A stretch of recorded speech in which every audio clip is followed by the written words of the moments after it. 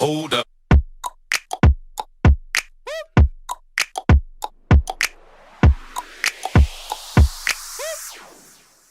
I'm really excited to be here. My name is Annie Grace, and I am the author of This Naked Mind: Control Alcohol, Find Freedom, Discover Happiness, and Change Your Life. I will show you what it looks like. I have it somewhere on my desk.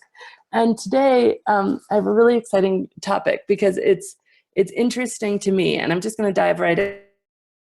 And I know we're all super busy, but I am so I'm a good friend of Rachel. I'm also a client of Rachel, and she's just been amazing in my life and have sort of so much in common in terms of how we approach business and approach life.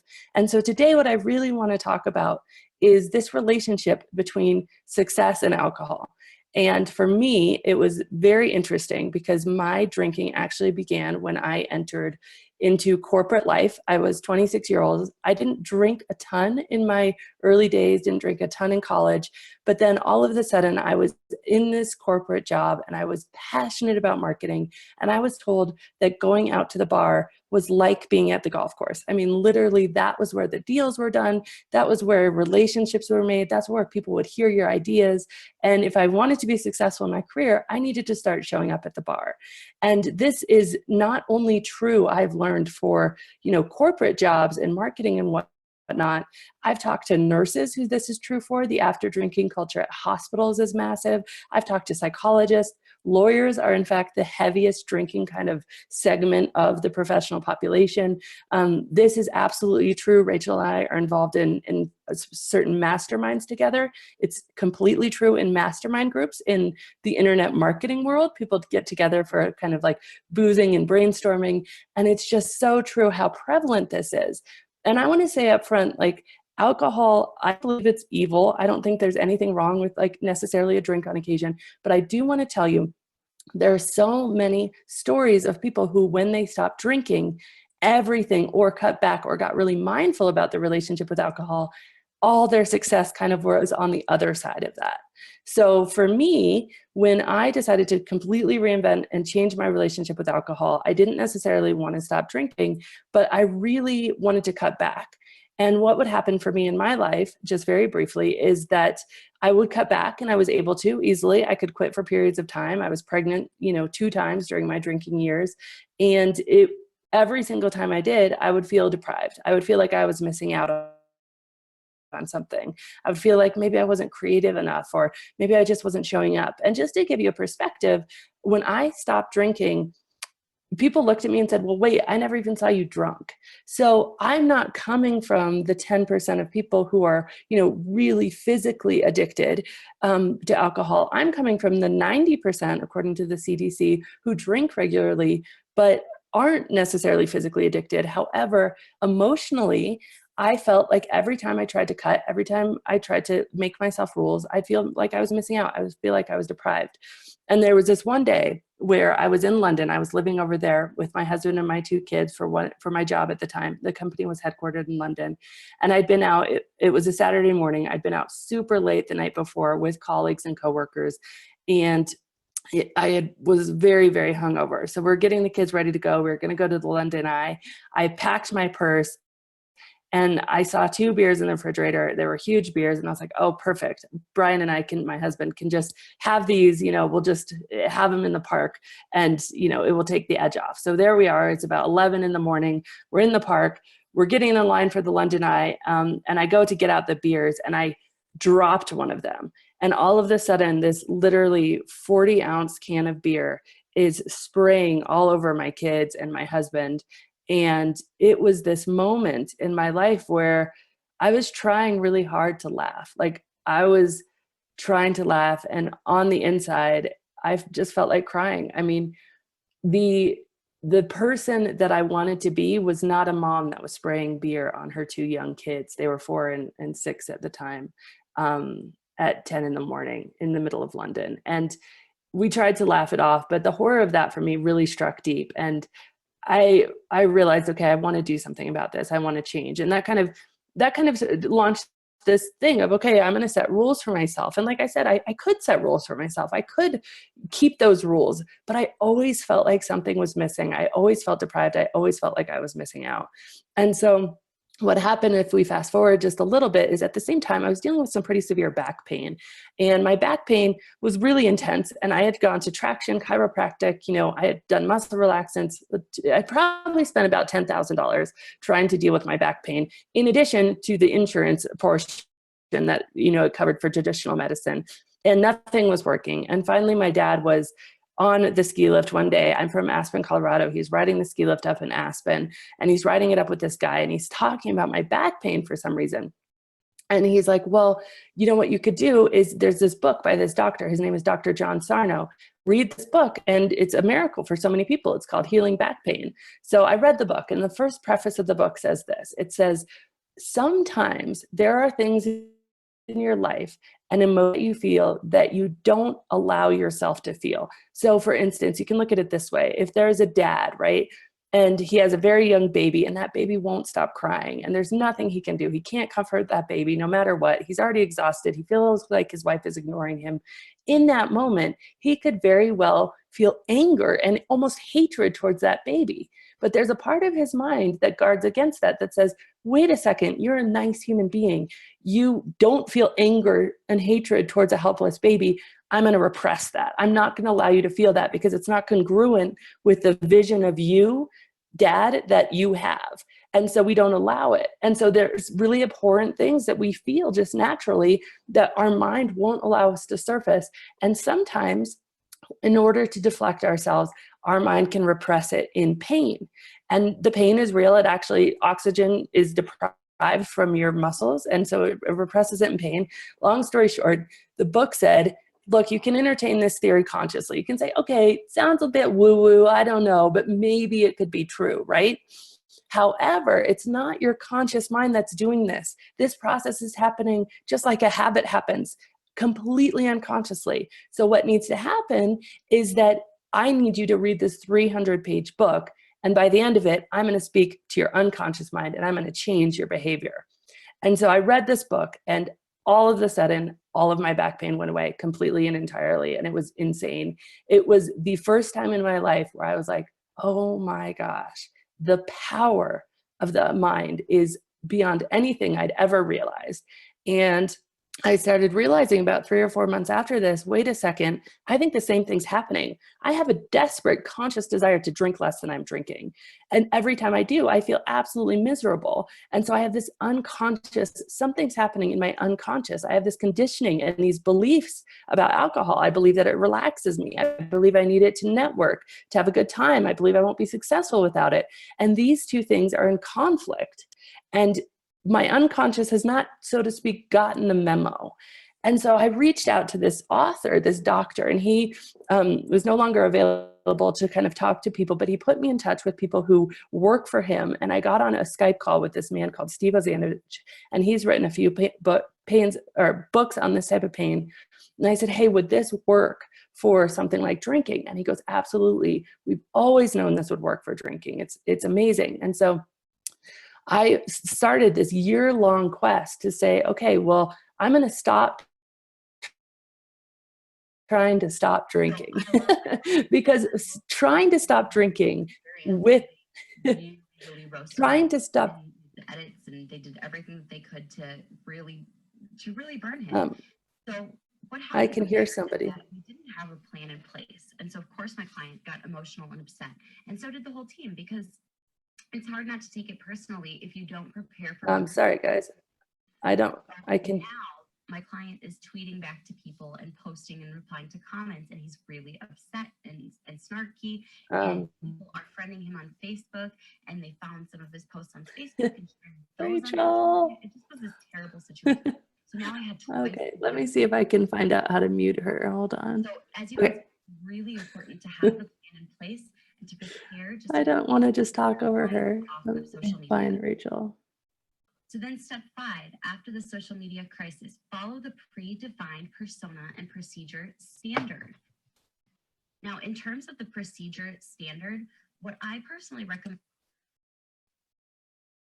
Okay, I think we're good.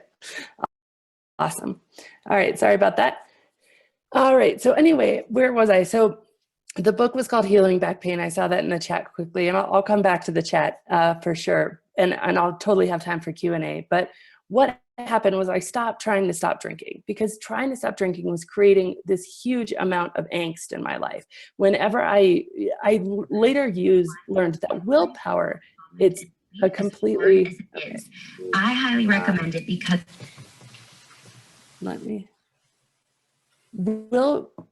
okay, I think we're good. Willpower, sorry guys, everybody thought that it was. Let me see if I can just call Rachel. Hold on just a second.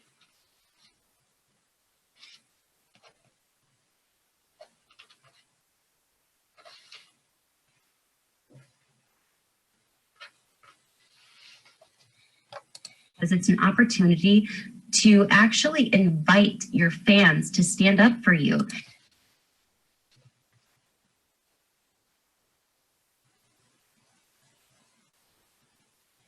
Okay, I've texted her. Hopefully she'll hear it.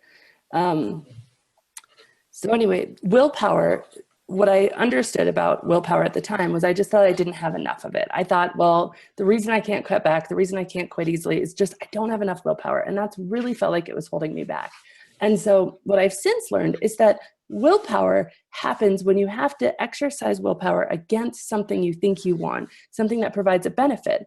And so whenever you're doing that, willpower is this really interesting thing. And new research has found that willpower actually acts much more like a muscle. I personally, actually leaving negative comments and either responding to them myself or letting my followers and, the people who know, like, and trust me to stand up for me and say, actually, that's not true. That's not who she is. And I can guarantee you guys that someday I'm going to run ads and people are going to say some really, really terrible things. So what I recommend is responding to every single comment or tweet. Now, one thing I do want to say is if you yourself are emotional or upset, or you feel that hot feeling rushing through your body, step away from the keyboard and take a break. You can come back in an hour and handle it once you. Okay, I think I've figured out how to do that. Okay, we're back. Awesome. All right, I'm going to continue on. And can everybody just only hear me now? Yes. Okay. Awesome. I'm really sorry about that. Woohoo. Okay, good. Rachel's going to be so embarrassed, but she was giving really good advice. So that's good. We should all heed that advice. That was excellent advice. So anyway, I was in this situation where I just couldn't do it. I would be able to do it for a few days at a time, and then I'd get really upset and really disturbed, and I'd end up snapping at my kids, and I just wasn't happy. And so I decided to stop trying to stop drinking. And I went on this year-long worth of research and really just learned everything I could about alcohol and about the unconscious mind. And the truth is that when you get it straight in your mind, when you learn some of this stuff that I'm going to share with you today, you don't need willpower. You get out of the willpower game altogether. And it's just absolutely amazing. So I want to talk about how this relates specifically to productivity in business. So Rachel and I are both in Russell Brunson's inner circle. And there are a few people in the inner circle who have read my book, and they've came to me and they've said, oh my gosh, I have been in business. There's two guys in particular that I'm thinking of, and I won't say their names, but they've been in business. They're very successful, multi-million-dollar businesses. And he said, since I read your book and I decided to really get back in the driver's seat with alcohol, my productivity has gone through the roof. In 30 days, he developed a 9-week course. He got a completely converting webinar. He learned his Facebook advertising, and he did more in 30 days of his business than he did in 6 months. So his productivity was absolutely crazy. There's another couple, and I can tell their name. They're Alex and Leia Hermozy, and they have a company called Gym Launch. Okay, so 1 year ago, I met them at an inner circle meeting, and they were doing about $50,000 a month overall in revenue. They stopped drinking 8 months ago. Okay, so 5 days ago, they posted in one of the masterminds that I'm in that they had their first $100,000 day, and they said in this post, Happy New Year, this is amazing. We didn't have a problem drinking. We just didn't realize how much it was holding us back. And they were so excited about the fact that, and so why is this? Like, what is this weird connection? Because it's not one that I would have ever thought of. I thought certainly in my career, it was holding me back from everything. Or like alcohol enhanced my creativity. It enhanced my ability to network, to be, on stage. I was a public speaker in a lot of different roles that I had. And I thought, I'd often like just go to the hotel bar and have a quick drink before getting on stage, because I thought it really helped loosen me up. I thought it worked better than a Xanax to calm my nerves. And so, but why is it then? And in my life, this is true as well. Since I've stopped drinking, I've written a book. It's recently been published by Penguin Random House. I was on Good Morning America on this Tuesday. There's an article about me in the New York Post yesterday. Yesterday I did a radio, it's called a radio tour. I did 24 radio segments from 6 a.m. to noon, back to back 10-minute radio segments. The book it's This Naked Mind. And I'm going to give you, you can go to thisnakedmind.com and you can opt in. And sorry, I'm just responding to the chat, but, and you can start reading it for free. And then I'm also going to tell you a little bit later about this completely free program that I have that's, I think, even sometimes better than the book. So we'll get into that in a minute. And it's called The Alcohol Experiment. It's at alcoholexperiment.com. And it's totally free. You don't even have to buy a book. But anyway, the point is that all of this stuff happened for me on the other side of drinking. So what is this connection? What is the connection between, drinking less or stopping drinking and really getting mindful about alcohol and explosive success? Like, how does that work? Especially when it's so counterintuitive to the majority of, everybody. We don't think that that's true. So I want to talk a little bit about what did alcohol actually do when you drink it. So you drink alcohol and two things happen. It affects two main neurotransmitters, and they're called glutamate and GABA. And it increases glutamate and it increases GABA and it decreases glutamate. And so when it increases GABA, it feels initially euphoric, and we'll get back to that in a minute. But the other thing that GABA does is it actually slows down your ability to process information from your senses. So you feel things slower. So if and one of the ways this manifests, and we'll just get into the grit of it, is it manifests in sex. So many people, after they have sex without drinking, and I'm sure if Rachel was listening, she could report to this as well, it's so much more profound than sex before drinking, especially for women, because you actually just feel more.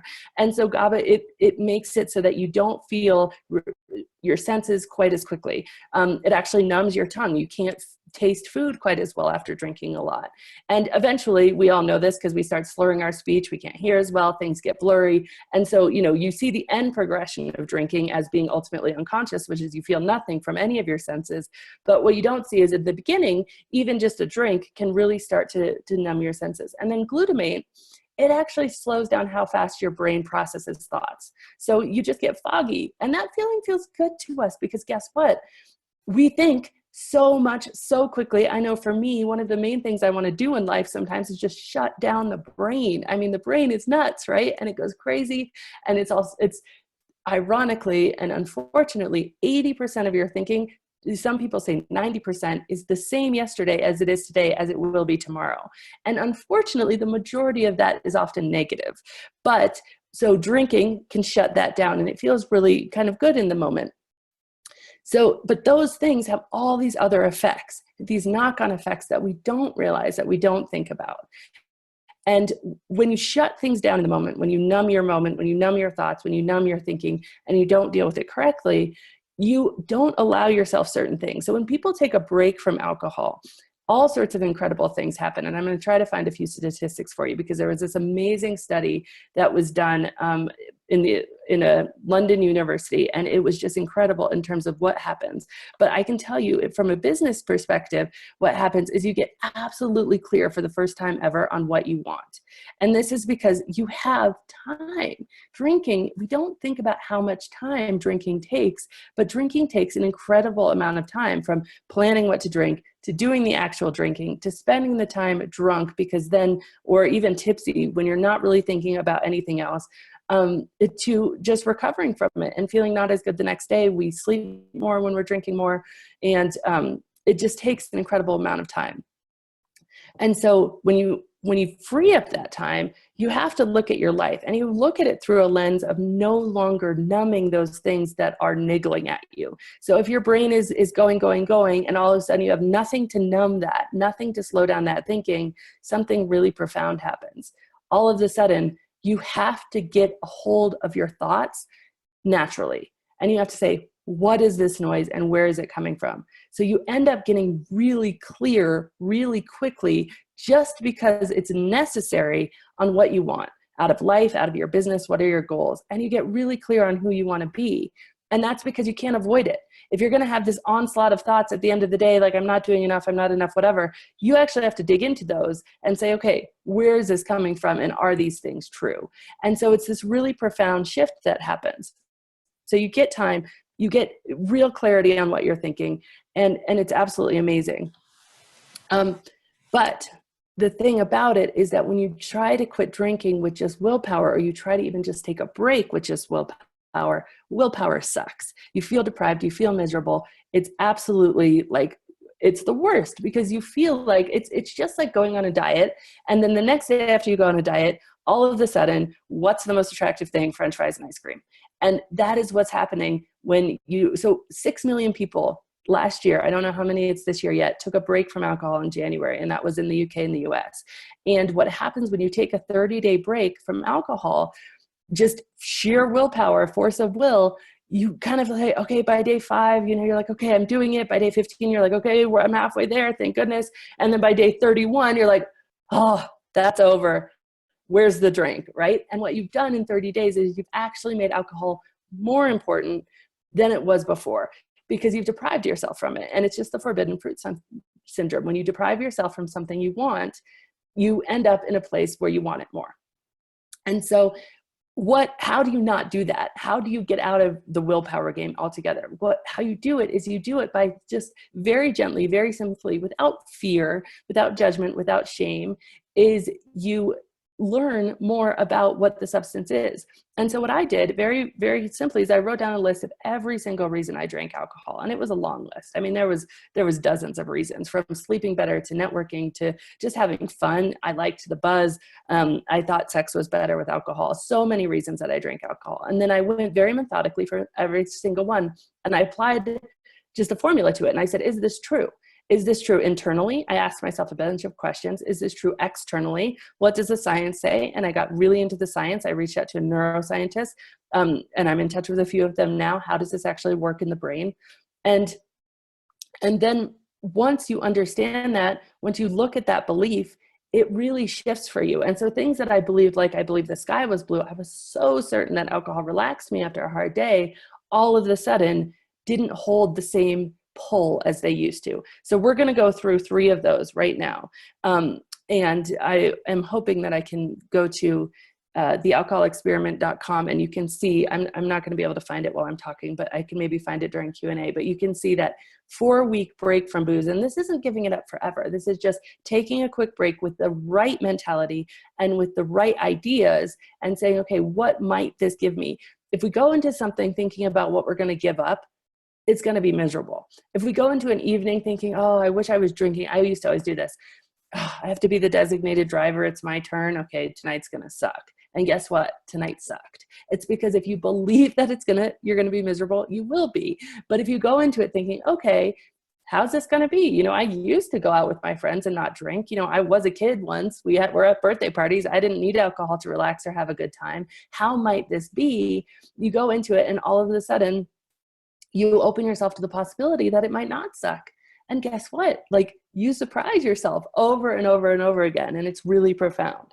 So I want to go through 3 very specific things to help to get you out of the willpower game altogether if you want to take a quick break from this. And the first one is, we're going to understand why alcohol is both a stimulant and a depressant, right?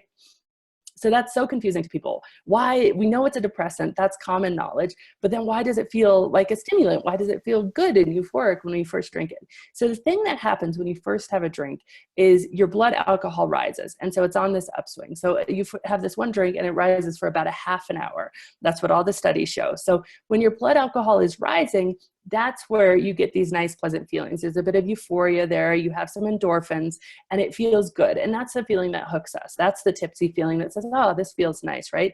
So your blood alcohol is rising for a half an hour. What you don't realize is that after that half an hour, it crests and it starts to fall. And your blood alcohol for that same single drink, for the half an hour of rising, it falls for 2 to 3 hours. And when your blood alcohol is falling, you feel restless, you feel uneasy, you feel tired, you feel grumpy. Your brain actually releases cortisol and adrenaline. Cortisol is one of the most intense and potent stress hormones.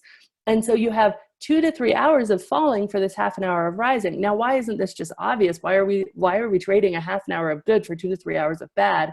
It's not obvious because what happens is as it rises and it starts to crest and fall, we feel that as, oh, well, I need another drink. I'm just feeling like my normal stress is back and I need another drink. And as soon as you have another drink, you can get it rising again. And you can do that all night long. You can keep your blood alcohol rising for 4 to 5 hours, with multiple drinks over the course of an evening. There's 2 main things to know about this though. When your blood alcohol gets to a certain level, and this is what we would call drunk, basically, it stops feeling good no matter what. At a certain threshold, all those euphoric feelings leave. And this is why we have angry drunks. This is why we have blackouts. This is why we have weepy drunks, is because at a certain threshold, your body is no longer registering any of the positive. So once you hit a certain threshold, it's over. And the other thing that you don't notice is that usually we drink until the evening. I know for me, I'd literally I'd start drinking at about 5 o'clock. I'd drink all through the evening while I was cooking dinner, doing all this stuff. And then I'd take a glass of wine, even to bed, watch TV with my glass of wine, and then I was literally falling asleep. So all that falling, the 2 to 3 hours per drink of falling, which can be about 10, 12 hours, is overnight. It's when you're sleeping. So you're sleeping it off. So you wake up the next morning and you feel just not as good. And you're feel stressed, but you think it's just normal stress, right? And so you're like, why aren't I feeling as good? What's going on with me? What you don't realize is that it's, the alcohol is really creating this sense of stress and this sense of unease. And then the next day you say, okay, great, I'm going to have another drink tonight. And of course, this really happens with everything. And if you've ever gotten really drunk kind of in the middle of the day, or even had 3 or 4 drinks during the middle of the day. So say, you go out for mimosas in the morning and you have brunch, and then by noon you decide to cut it off because you have to do something else. You know what I'm talking about. You feel lethargic. You feel tired. You feel a little bit down. And that feeling is the blood alcohol falling. So that's point number 1. Point number 2 is another huge reason we give for drink. And I know it was one of my main reasons, is we drink to relax. And I thought, okay, that's, I need a drink. I very quickly, when I started drinking every single night, it was so much easier for me to pour a glass of wine than it was to put on my running shoes. And so I just drank to relax. And the research that I did, the process that I take you through in the alcohol experiment is basically, it's 3 Ds. So you define the belief, I drank to relax. And then you deconstruct the belief and you say, is this internally true? And then you ask yourself questions like, am I more or less relaxed the next day? Am I more or less relaxed after a few drinks? Am I more or less relaxed overall in my life? And what is the definition of relaxation? Relaxation is actually removing the source of discontent. And so how can alcohol do that? Because all alcohol does is take the source of discontent. If I'm stressed out about a deadline I have to meet or about a client that didn't come through, all I'm doing is covering that. It's a Band-Aid. I'm numbing it, but I'm not actually removing it. I'm not actually fixing the issue. I'm not going out and finding a new client, or I'm not preparing for my presentation. And so does it remove the source of discontent? And then you look externally, and this is where the real, shifts happen is, okay, physiologically in my brain, does alcohol relax me? So what does it do? We already talked about how it numbs you, and certainly that can feel like relaxation. But there was an amazing study that they did, and they took 2 groups of mice, and mice are very, very similar to humans in terms of being able to study them. And they gave mice 30 days worth of alcohol. So they just drank every day, a regular mice amount for 30 days. One group had no alcohol, one group had alcohol. At the end of the 30 days, they put these mice through an obstacle course that was intended to stress them out. And there was all sorts of different obstacles. And they monitored how these mice dealt with it, how they felt, how they reacted to stress. And the mice that had been drinking were significantly impaired in their ability to deal with and react to stress. Their stress hormones were higher, their heartbeat were higher, they were just much less able to deal with it. And then, the same is true for humans. Someone who's drinking regularly is depleting themselves, both minerals and dehydration, and there's all sorts of physical stuff. So you are just much less able to deal with the stressors that come into your life. And anybody, and I'm sure Rachel can attest to this, but anybody who stopped drinking says, oh my gosh, where has all this energy been? Where has this ability? It's almost like you have a pillow around you. Things that used to cut to the heart and feel so painful that I had to pick up a drink, I can deal with now. And one of the most empowering things about that is that realizing, oh, wait a second, it's not this bottle that's helping me through life. It's that I have this stuff inside me, that I have this core of steel, that I'm strong, that I have this ability to deal with the things that come along. That is what is so amazing and empowering. And that happens across all sorts of things. If you're drinking for social anxiety, you never build the muscle to actually learn how to be social. And you never learn how to get over your social anxiety. If you're drinking for creativity, one of the most profound moments in my life is I thought I swore so good at marketing. I had all these great campaign ideas. We ran these amazing ads. I was running 28 countries, was the global head of marketing, like chief marketing officer for this massive company, flying all over the world. Just really thought I was the stuff, right? And I was so convinced that alcohol had to do with this. And when I stopped drinking, I remained in that job for a year before my book really took off and I was able to leave corporate life and just do this full time. And one of the things that happened was I realized, oh my gosh, I'm good at this anyway. And the same thing happened with parenting. I have 3 kids and I thought, oh, well, alcohol just helps me be present for them and not lose my temper. And then stopping drinking and realizing like, my gosh, I'm a good mom anyway. Those things, those realizations, those types of empowerment, I mean, they were amazing, like absolutely amazing. And just nothing has been kind of more profound in learning this is realizing that you all have this inside of you anyways. Anything you think that you're relying on alcohol on, that you need alcohol, the fun, the laughter, the joy, the energy, the relaxation, it's all in. It's all in. And so realizing that is just so incredible. And then the last thing I want to talk about, and it's a little bit more intense, but I want to talk about the relationship between alcohol and pleasure, or alcohol and joy. And here's the thing about this is that, alcohol and any addictive substance, the one thing that every doctor agrees on is that alcohol is addictive. And this is how addictive substances work. Is they artificially stimulate the part of your brain that registers pleasure. And so you have this pleasure circuit. It's made of the nucleus accumbens. And there's 2 other parts of it, the prefrontal cortex. And the third part of it is totally slipping my mind at the moment. But the nucleus accumbens is the important one. Alcohol goes in and artificially stimulates this. So it gives you artificial pleasure at higher levels than normal in the very short term. And so you might think, oh, great, awesome. No wonder I drink. I can pour myself a drink and I feel extra pleasure, and that's great. And that's really helpful. And I like that in my life. Here's what happens though. We all know about tolerance, right? We understand that if we drink every day for a month, at the end of that month, we're going to have to drink more to get the same effect as we did at the beginning of the month. Our first drink, is always the most tipsy, because all of a sudden when you've been drinking for a decade, I could drink an entire bottle of wine and not really feel it. And so I never really got that really tipsy feeling. I was drinking to begin with anyway, because I was so tolerant.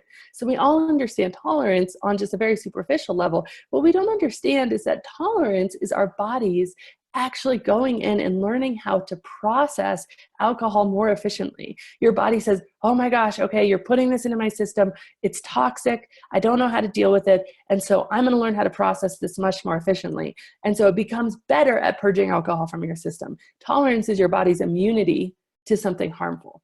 And so one of the ways this manifests is specifically with pleasure. So alcohol takes you woohoo, pleasure, you get pleasure, extra pleasure, artificially stimulated. Your body says, whoa, whoa, whoa, wait a second. I need to maintain this very delicate balance in the body and the brain called homeostasis.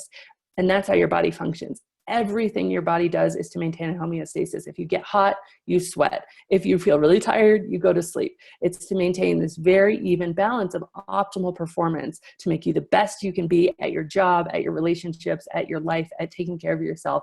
homeostasis is vital. So your body says too much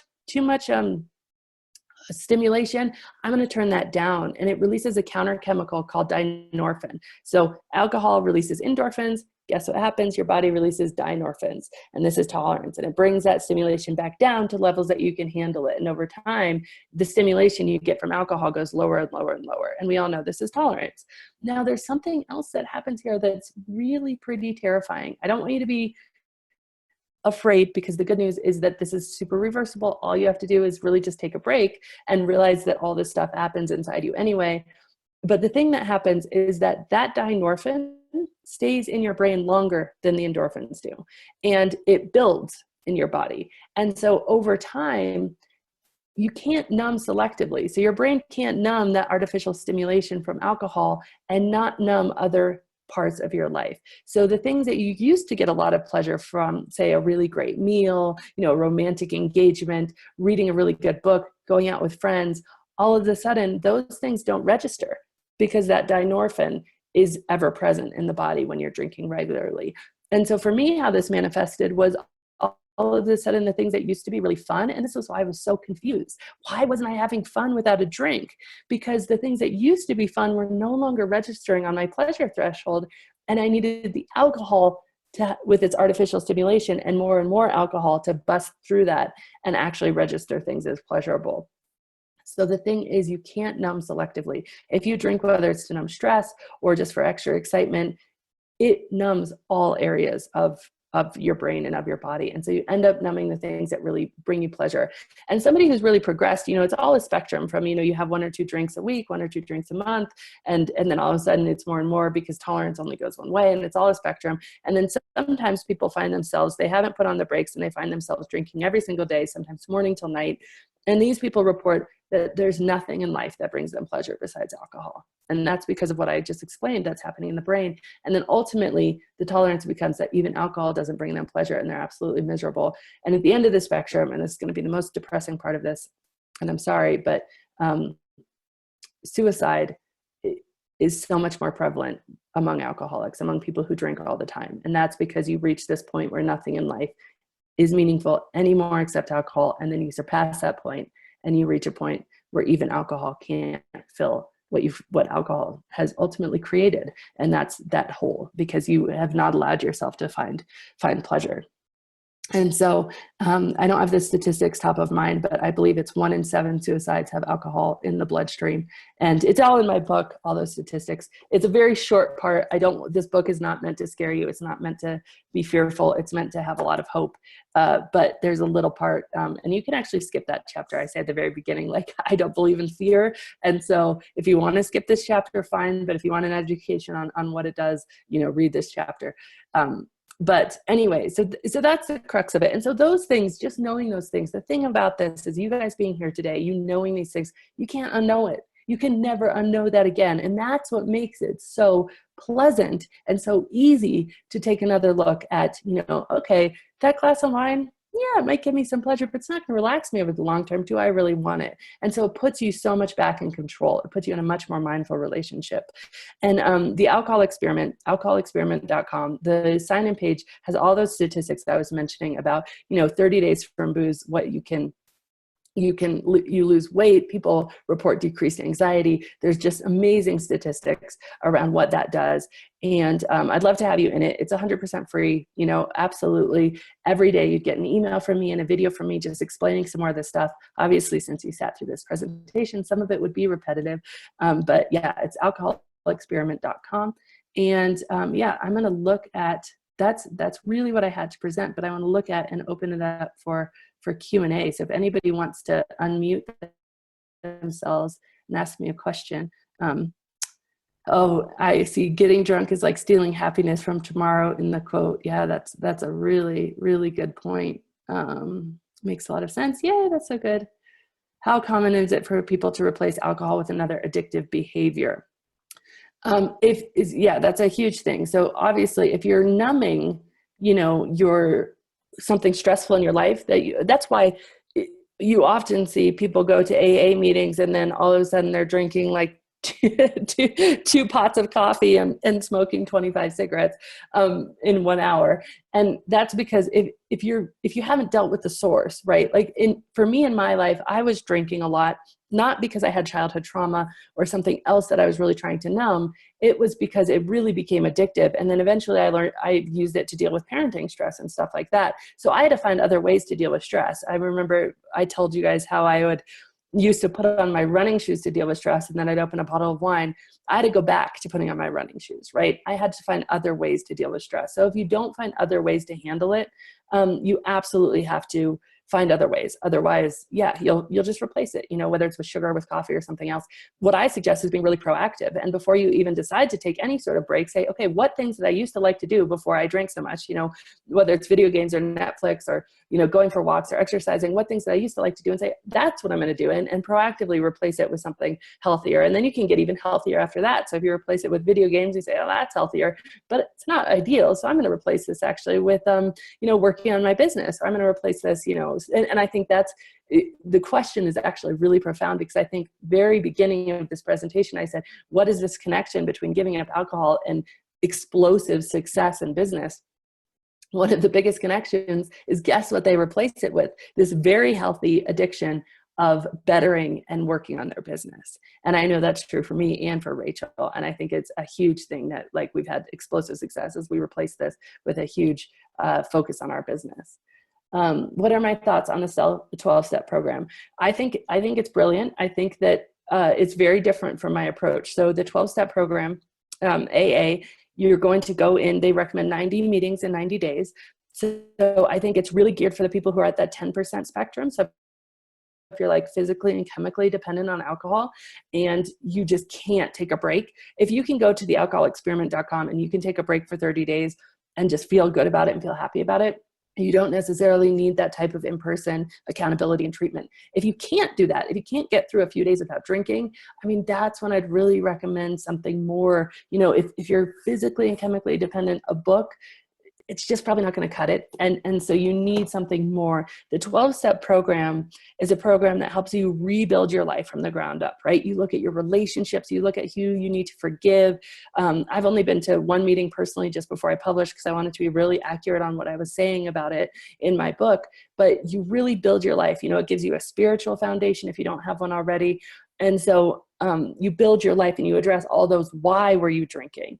And I didn't need my life rebuilt. I just needed to get my thoughts back straight about alcohol. I need to get back in touch with that part of me that remembered how it was to not need alcohol to, get through finals. I didn't drink much in college. Finals were super stressful.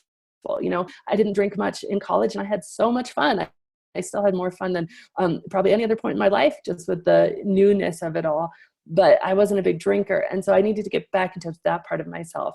And when I held alcohol up as this is necessary for fun, this is necessary for relaxation, even though that wasn't true, it became necessary. And so I had to undo that thinking. And that's what this naked mind is. It's two things. Obviously, living your life kind of with a naked mind, without the chemicals, without the pollutants, so that you can face things head on. But then more importantly, it's about really undoing your thinking, getting back in touch with that part of yourself that didn't need alcohol to really relax or have a good time. Question, how long does it take for your mind to be cleared after you stop drinking? And if you drink only once a week, will it have the same effect? So my father-in-law, he had Friday nights, he and his wife have a beer. And they just do that, and they enjoy it, and they're very careful that that's it. I don't think, if you are very, very careful with it, I don't think, you can be careful with it. It's all about being mindful. It's all about being careful. I think that if you've been drinking every night, taking a break is really important, because nothing is more difficult than going from drinking every night to trying to go to once a week. And I can say that from my own experience. That's where I felt quite miserable. That's where I felt like, oh, I can't wait for Friday night.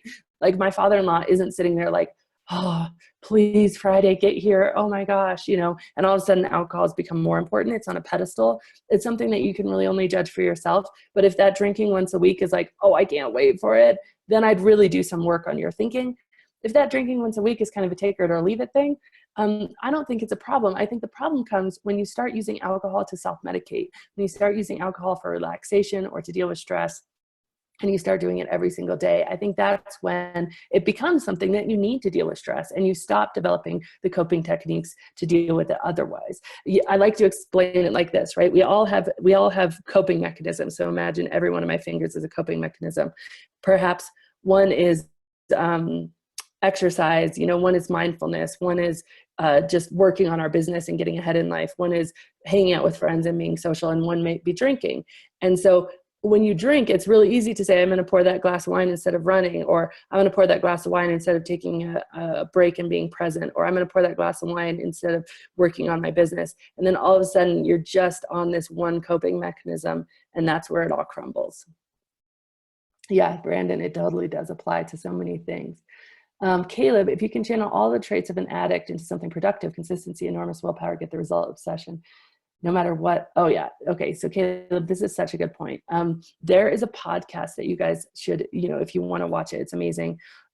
His name is Alex Sharfin, and he hasn't had a drink in 14 years. The podcast is not about drinking. He is an entrepreneurial coach, and he has coached billionaires. He's absolutely amazing. He's one of my coaches. And it is called the Momentum Podcast by Alex Sharfin. And he talks about this. He talks about the fact that the people who, and this is just amazing, and I talk about this in the beginning of my book, this idea of addictive personality, right? It's an addictive personality is such a misleading concept, because it's the very same traits that make you addicted to something like drinking, that make you dive in with 2 feet, that make you brilliant at business if it's channeled correctly. It's those very same traits. It's gregariousness, it's adventurous, it's willingness to try new things, it's a higher risk tolerance. It's all those same things that get you lumped into that addictive category, that can get you, that are the geniuses. So billionaires almost all have addictive personalities, because the things that you get addicted to really define who you are. And so Alex, in his podcast, he talks about this certain segment of the population called the entrepreneurial personality type. And he very quickly, in one of his early episodes, he defines exactly what that is. Entrepreneurial personality type, what that is. And if the entrepreneurial personality type isn't kind of in momentum, which is the name of the podcast, moving forward, achieving, making a difference, contributing, giving back, if they're not doing that, they feel stuck. And if they feel stuck, they turn to something that feels like momentum. And going out to the bar and getting drunk can feel very much like momentum. You're meeting new people, you're at the bar, you're talking often about how to save the world, you're having lots of good ideas, and it feels like momentum. But then the next day you wake up and you realize, okay, I didn't actually make progress. And that depresses you further. And so you go and do it again. And so the tie between this entrepreneurial personality type, all the things that Caleb's saying in the chat, and falling into something, and any sort of addiction, is massive. And so channeling that addictive personality, which is really just this drive to try new things and take risks, into something that's going to benefit your life and your business, like there's no better advice. I think Augustin Burroughs is a great writer. He wrote a bunch of books called Running with Scissors, and he stopped drinking too. And if you look into it, I mean, some of the most successful people in the world don't drink. And that's just a fact of it. Tony Robbins doesn't drink, as an example. Russell Brunson doesn't drink. And really, because alcohol, Tony Robbins just doesn't have time for that. Like, he doesn't have time to feel bad. He's Tony Robbins. He's got to, be in his game at all moments. And so if you look at some of these things, it's really incredible to see if you can channel those energies correctly and efficiently. You've been given a gift, really. And to be an entrepreneur, you are a very small segment of the population, to be working on your own business, to be taking on clients, to be doing all this stuff we do. Not everybody can do that. It's truly a gift. And that gift, because it creates such an enormous need in us to move forward and progress and drive forward, that need, if it's not met with positive things, we quickly reach for things that feel like it's meeting the need in the moment. And alcohol is one of those things. How to approach staying the course, or do you feel like this philosophy becomes your identity? What sorts of maintenance work do I do to keep momentum? That's such a good thing. So once you go through something like the alcohol experiment or reading my book, they both do the same thing. Just really reset your entire thinking around alcohol.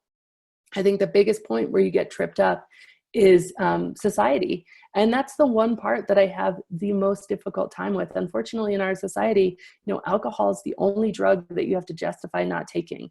And everywhere you go, you have to justify it. you have to say, oh, what's wrong with you? Did you have a problem? No, I didn't have a problem. Nobody even really saw me drunk.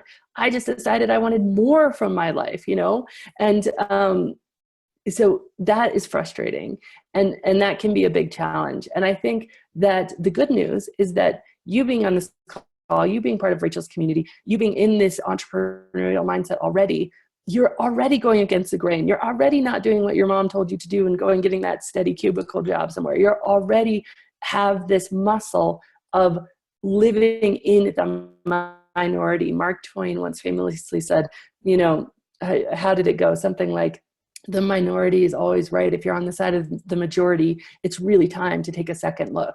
And right now, alcohol is the side of the majority. What do most people do? They sit in front of the TV, you know, watch football, drink beer. Nothing wrong with that, but it is what most people do on Facebook with your glass of wine. It is what the majority is doing in our country and our world right now, is they're numbing themselves down so that they can't perform at their best. And they're doing it very often with, you know, electronic information coming in that they're not being mindful of what it is, and alcohol. And so I'm not wanting to be judgmental about that at all, because I was there for so long, but I am wanting to say that once you kind of decide that you're going to be on the minority on this, and you're going to be mindful and you want something better, Augustin Burroughs, he said, you have to find something more important to you than drinking.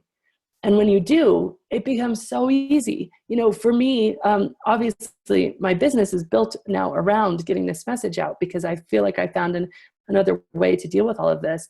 But even for somebody like Rachel or Alex, you know, they found something that they want to give back, that they want to contribute. I know Rachel's mission is just so profound and so powerful, and what gets her up in the morning and what drives her is just her love for people and for empowering people and for empowering people to really create their own destinies. And that is what's more important to her. So for her, it's not an issue. She doesn't drink.